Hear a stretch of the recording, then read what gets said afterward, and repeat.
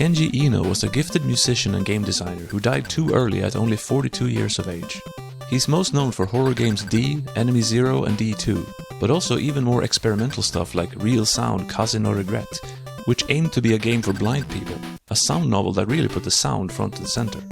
He founded the studio Warp, and before that EIM, one of whose games I've already looked at, Panic Restaurant, but also Time Zone. Kenji Eno is credited as coming up with a concept, which at first you think, what, the concept of jumping on platforms, throwing your head as a boomerang projectile at enemies? But every world takes place in a different time period, and I suppose for the time, stages didn't do that usually. Changing locations, sure, but not time zones.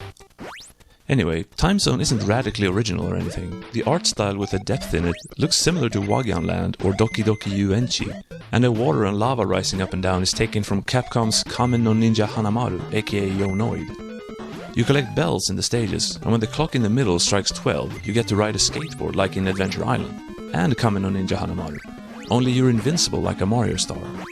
Actually, these bells are a way to throw players a bone when they have trouble on a stage. You die a few times, but keep collecting them and suddenly you're invincible and can run to the goal, except on auto-scrolling stages.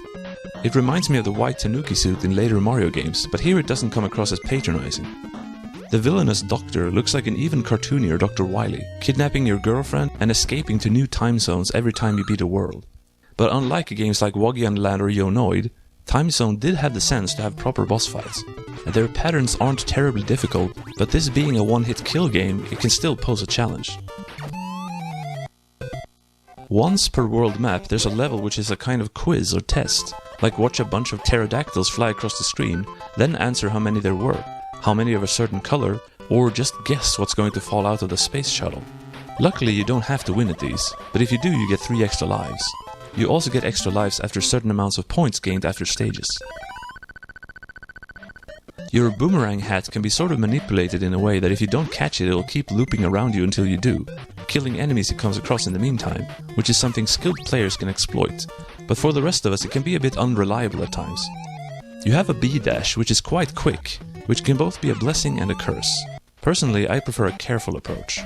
Time Zone isn't anything special really, but it's enjoyable enough despite the one-hit kills, and with its boss fights and cheery tone, I think it's better than either Wagyan Land, Yonoid or Doki Doki Yuenchi.